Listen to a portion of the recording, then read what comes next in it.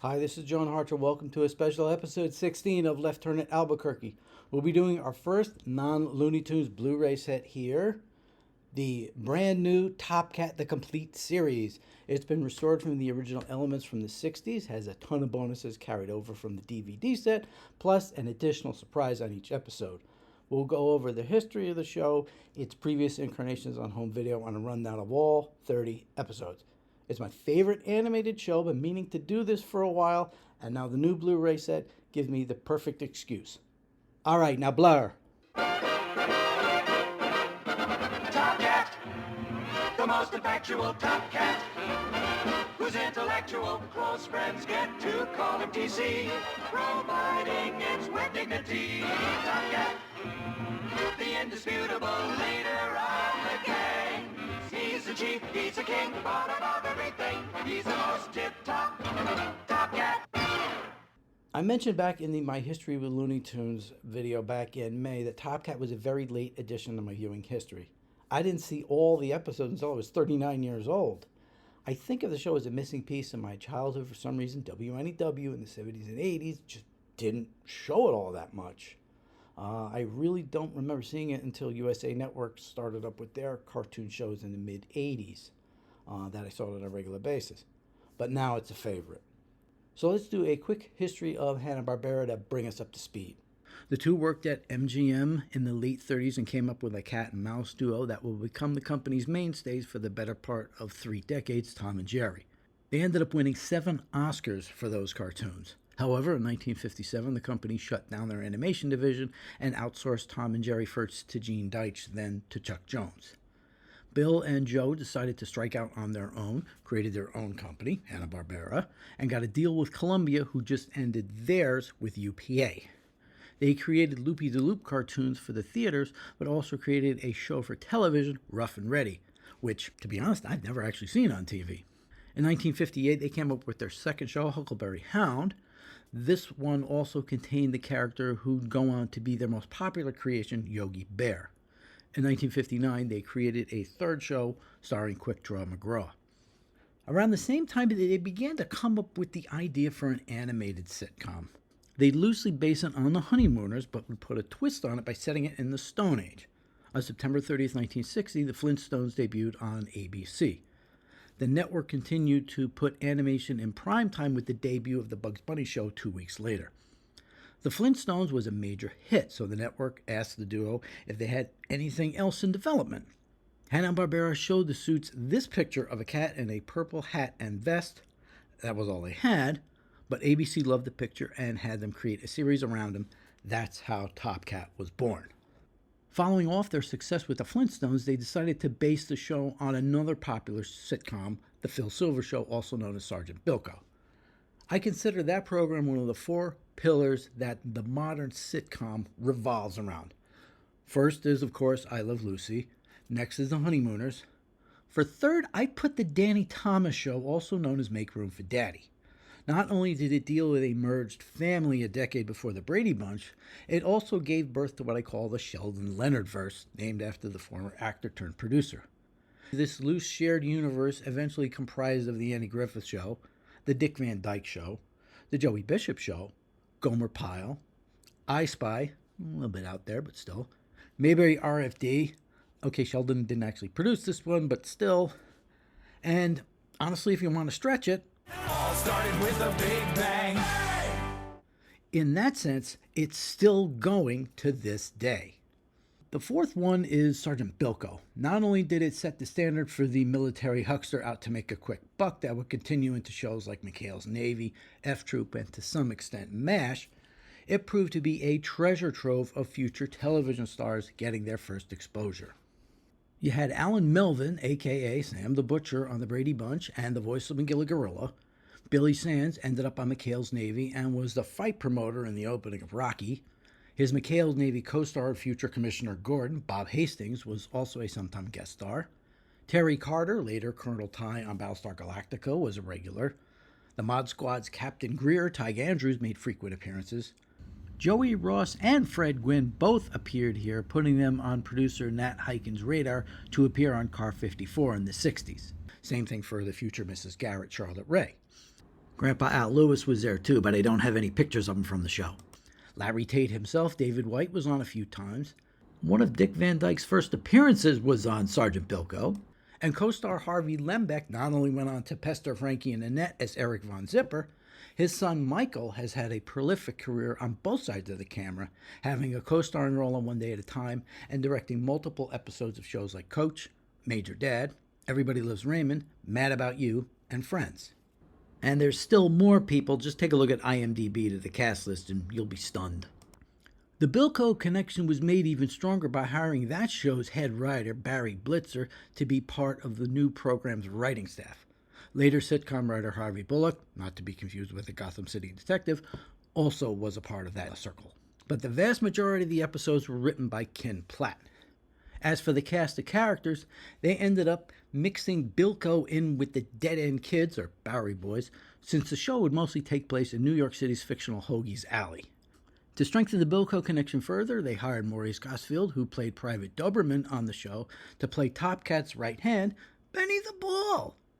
For Choo Choo, the voice of reason, except when he falls in love, they picked veteran second banana Marvin Kaplan, best known to people my age as Henry the telephone repairman, who always sat at the counter at Mel's Diner on Alice.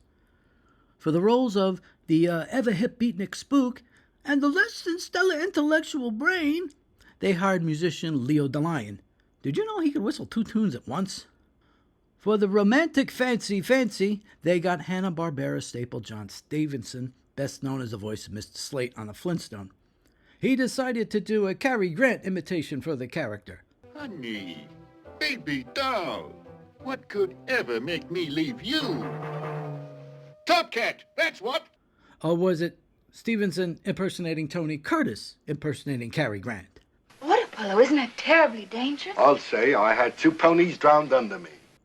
For the gang's antagonist, Officer Charlie Dibble, though they antagonized him way more, they got someone who actually appeared with the original Dead End Kids back in 1937's Dead End, the Falcon sidekick and charter member of the Irish Mafia with James Cagney and Pat O'Brien, Alan Jenkins.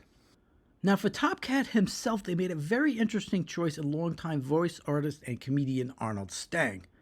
Now, Stang wasn't exactly the hippest-looking fellow. He'd been a staple at Paramount's famous studios, appearing as Popeye's friend Shorty in one cartoon, but best known as the voice of Hyman the Mouse in the Hyman and Catnip series.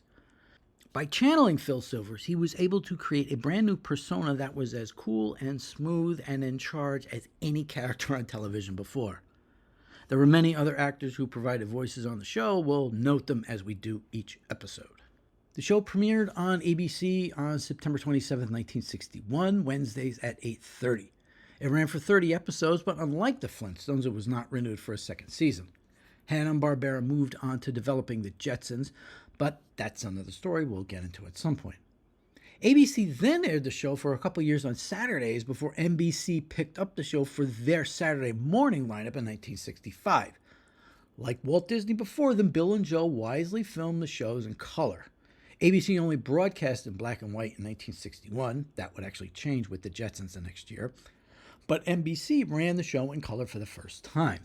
It was also very successful overseas, especially in Mexico and Latin America. When the show aired in England, there was a brand of cat food called Top Cat, so the show needed to be changed to Boss Cat. No one's quite sure what this entailed. Were there new credits? Was there a new theme song? If anyone of our UK friends can help out, please let us know. So as I mentioned, I didn't see the show until we got Boomerang on DirecTV during our time in the townhouse in Jamesburg after the fire back in 2007. The show did appear on DVD as a 4-disc set containing all 30 episodes and a number of extras. For Hanna-Barbera's 50th anniversary in 2017, it was reissued in a 3-DVD bargain set with no extras. To be honest, that celebration didn't quite turn out to be all that it could have been. Oh well. But now Warner Archives has completed the Hanna-Barbera Prime Quartet following the Blu-ray releases of The Flintstones, The Jetsons, and Johnny Quest with Top Cat, the complete series. This has been scanned in high definition from the original negative, so it's going to look better than it ever has. Once again, thanks to George Felsenstein for his solid work on this. So now let's go over all 30 episodes. I'll try to keep these to about a minute or so we're not here all day. Now, the broadcast order and the production order are almost exactly the same with the exception of the first and fourth episodes, which were swapped. I'll do them in the order that they're on the set, but I'll make note of why I think they were swapped. I'll also mention the 3 commentary tracks that are included.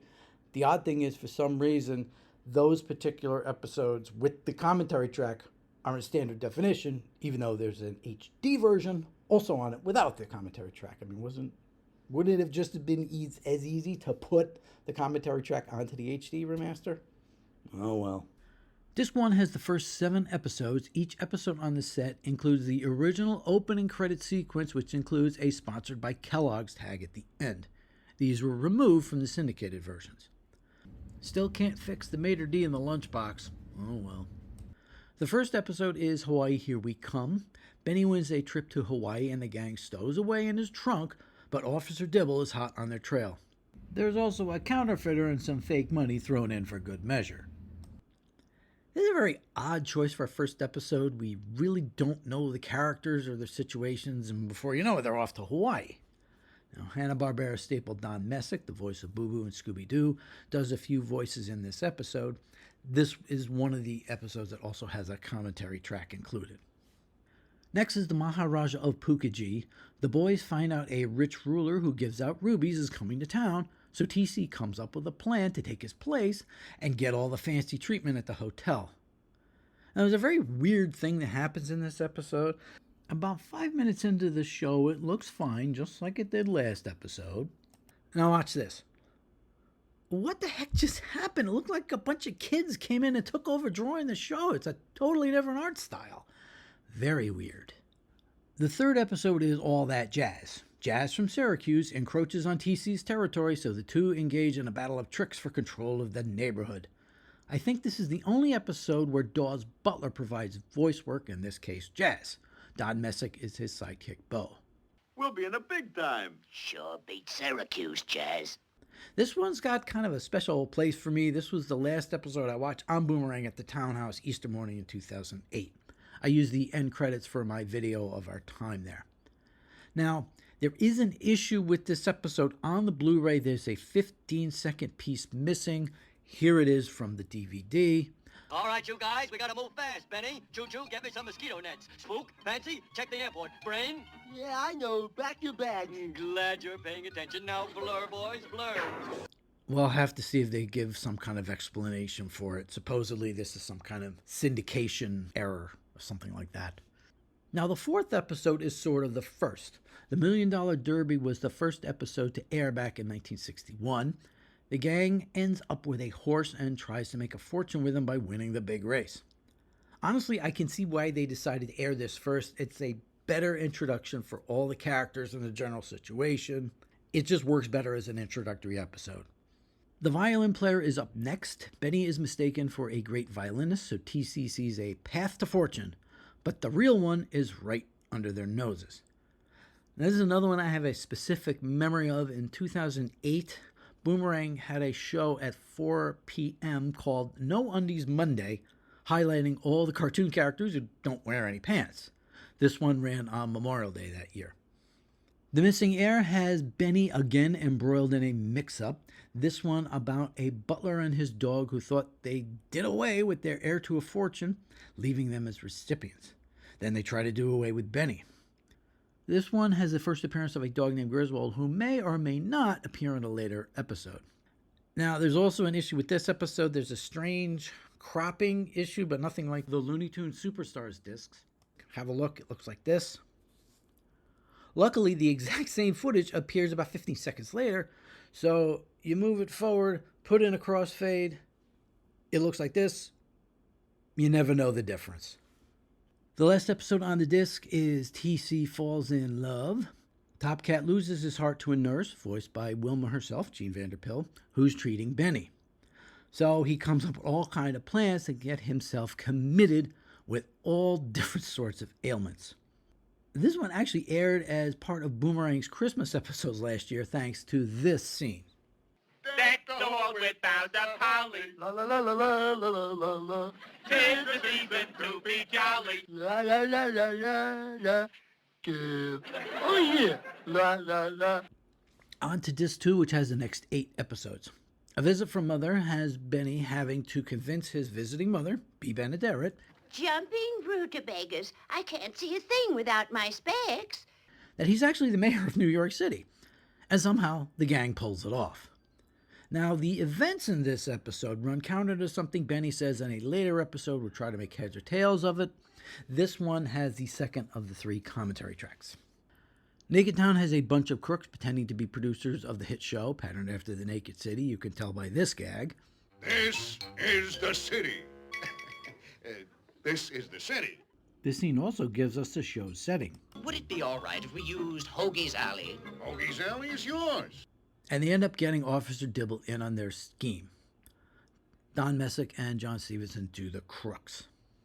Sergeant Topcat has TC wrangling his way onto the force as Dibble's superior officer by buttering up the captain. But he runs into trouble when he has to do actual police work. This is one of those times where Officer Dibble ends up on top. Choo Choo's romance is one of 2 times the normally level-headed pink cat loses himself in the throes of romance, this time to a French cat, Goldie, Jean Vanderpill again, but she's already got a boyfriend, Pierre Stephenson again.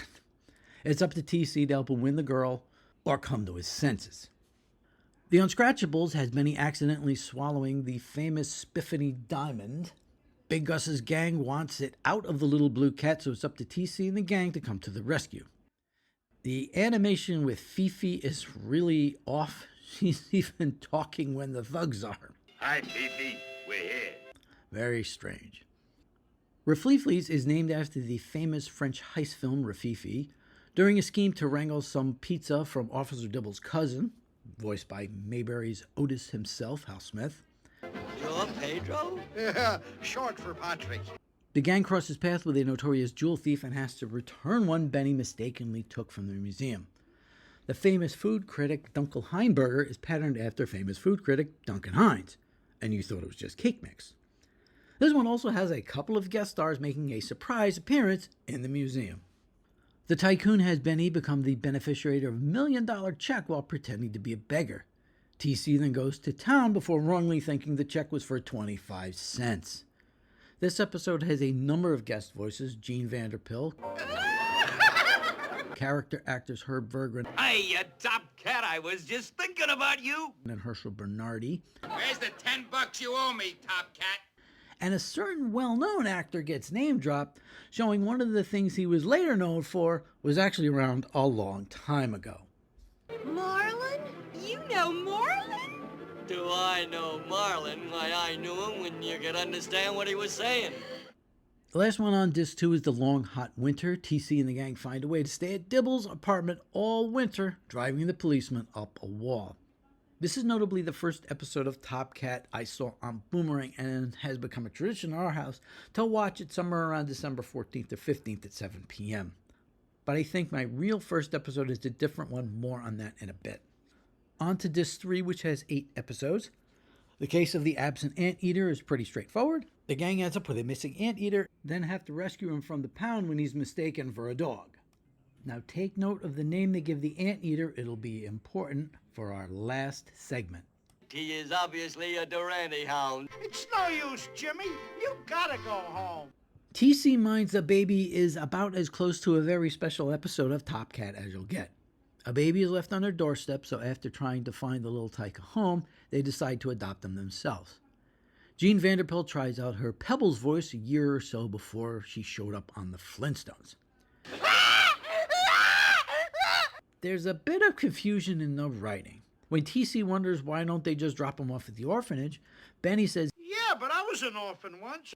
but we saw Benny's mother back in episode 8 and she looked just like him, so he wasn't adopted. This line may have made a little more sense coming from Brain. I can actually hear him saying it just as well. Farewell, Mr. Dibble has the officer thinking he's going to be replaced by Officer Prowler, another non-Messick voice. So it's up to the gang to convince the captain it's Prowler they need to get rid of. This whole episode looks like it was done by the same artist who did the change part of episode 2. Now, this may have been the first episode of Top Cat I remember seeing before the Boomerang days. I'll tell the story at the end of the episode. The Grand Tour has TC coming up with a scheme to show tourists around all the quote-unquote landmarks, but then they actually stumble upon actual treasure, And it is funny in this part hearing Wilma and Betty F the tourists. 50 cents. But what about the money we paid the bus driver? Yes, why should we pay extra? The golden fleecing has Benny getting bitten by the love bug and gets tricked by a couple of hustlers. So it's up to TC to hustle them back. Actress Sally Jones does the voice of Honeydew Melon here. But we usually play 5-card draw, $2 to open, only 2 raises allowed, and no sandbagging, mister. Space Monkey finds the gang at Cape Canaveral angling to beat out a monkey to be the first animal in space. Only they don't know it until they get there. Herb Vergren is back as the head scientist at NASA. What aerodynamics? And John Stephenson does the monkey. The late TC has Officer Dibble thinking Top Cat is not long for this world, so the feline plays it to the hilt. This episode also contains the final commentary track. Last one on Disc 3, Dibble's birthday, has the officer thinking once again he's off to the retirement home, so the gang throws him a birthday party, though TC has other motives. It's gonna take us quite a while to hock all these items you brought back. Notice the captain has black hair in this shot, but nowhere else in the episode. Disc 4 is the final 7. Choo Choo Goes Gaga has the sensible one falling in love again, pining for movie star Lola Glamour. So TC comes up with a plan to get the star's attention. There's a wonderful twist in the end here. King for a Day has the gang try out for the hit TV show only to have Officer Dibble end up on the show and actually winning. I usually end up watching this run on Christmas because this is the 25th episode, so I just figure, 25th episode? Watch it on the 25th. The con man has neighborhood food vendor Tony taken in by a bunch of swindlers, so it's up to TC to out-con the con men. Paul Frees pops up as the voice of Tony. Red hot, come and get you red hot. And character actor Walter Edmonton is one of the con men. Yeah, JB, nice fella that Tony. Dibble breaks the record, has the officer just a few days away from breaking the record of consecutive days on the beat. But he comes down with a cold and it's up to TC to get him across the finish line. Paul Frees provides spiritual support as Officer Muldoon. Not that Muldoon.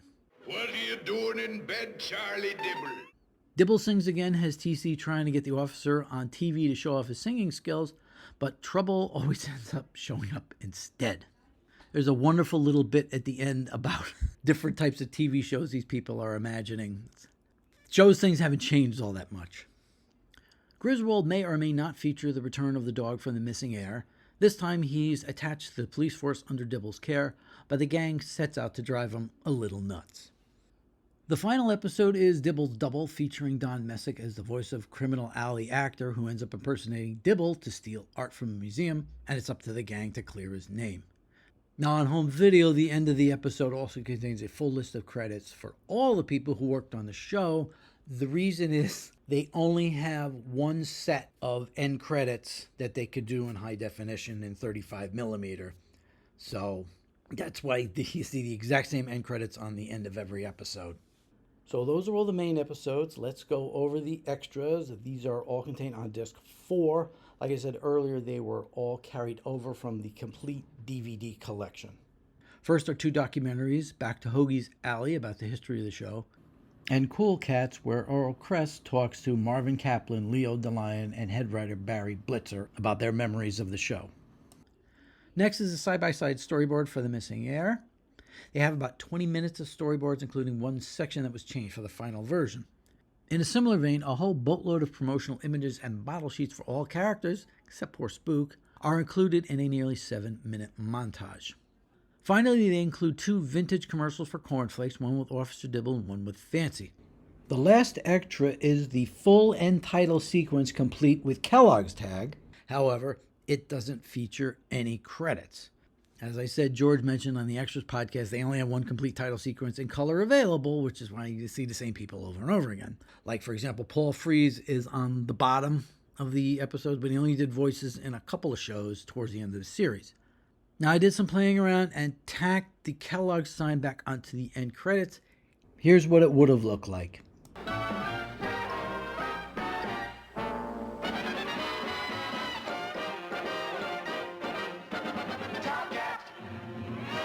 Intellectual Top Cat, whose intellectual close friends get to call him TC, providing it with dignity. Top Cat, the indisputable leader of the gang.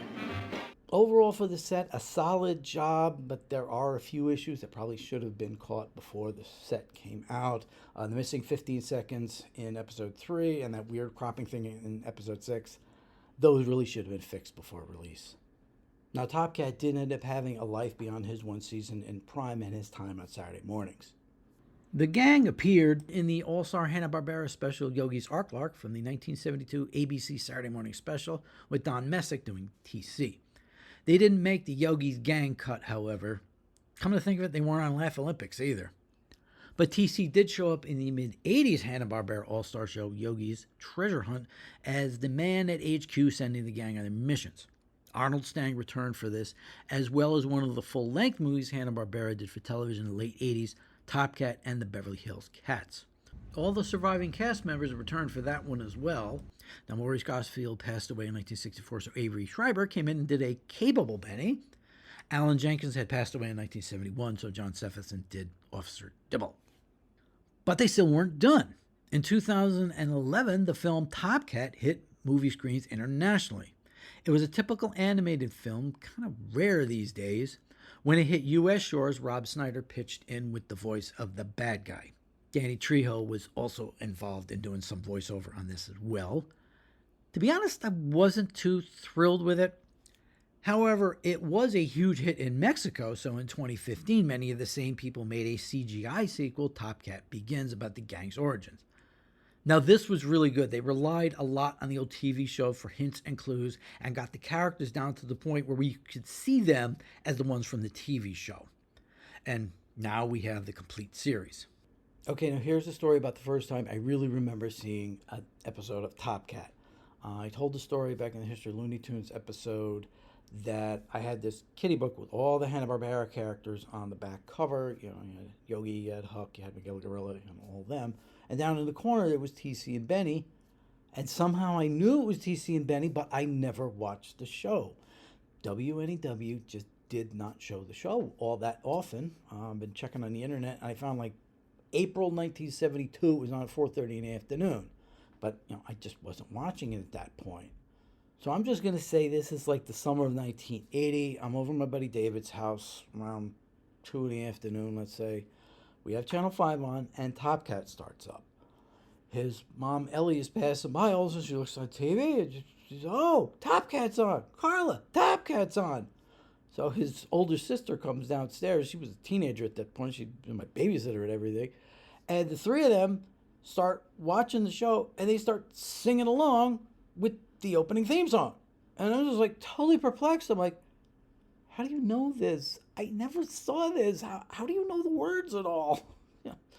So I'll have to ask David and see if his mom remembers watching Top Cat at all. Not even necessarily this particular episode, but yeah. So it took me 25 years to catch up to be where they are, but now, you know, now it's my favorite. And like I said, I just remember some scenes here and there. For some reason, I remember it was probably Farewell, Mr. Dibble. Don't ask me why I have those scenes in my head. I just do. Now, lastly, here's an amazing meta moment regarding Top Cat in the movie It's a Mad, Mad, Mad, Mad World. For those who don't know it, it's a rarity in epic comedy, 2.5 hours in the cut version, over 3 hours uncut, with a literal all-star cast. Milton Berle, Sid Caesar, Mickey Rooney, Buddy Hackett, Jonathan Winters, Ethel Merman, and with a boatload of guest stars from Jerry Lewis to Jack Benny, Jimmy Durante, Peter Falk, and Eddie Anderson, Don Knotts, Jim Backus, all of them being watched over by Spencer Tracy. Now, like I said, the regular version we've seen on TV for years runs around 2 hours and 35 minutes. Restorer extraordinaire Robert Harris was able to restore it to almost its full length of 192 minutes, plus some sound effects played during the intermission. I think they're only missing a scene with Buster Keaton. So one of the main stars of the movie is Phil Silvers, and in part of the film, he tricks Jonathan Winters and runs away from him. He pulls his car into a gas station run by Ray and Irwin. Those two are played by Arnold Stang and Marvin Kaplan. So right there on screen, you have Sergeant Bilko interacting with Top Cat and Choo Choo. You just can't make this stuff up. But don't look at me. Move it. Well, you can be gassing up on his work. What is it, a staring contest? Come on! So that about does it for our look at the new Top Cat Blu-ray set. As usual, thanks to George Feltenstein for his usual diligent work in digging up the original negatives. It did make a world of difference in how the show looks. The next episode, it's back to Looney Tunes. Top Cat, the most effectual Top Cat, whose intellectual close friends get to call him TC, providing it's with dignity. Top Cat. Next time, we'll go over the long-awaited Looney Tunes Collector's Choice Volume 4, all 25 of the new to blue tunes, and the 2 bonus corrected shorts. I'm John Hartshaw. Thanks for watching, and happy Thanksgiving.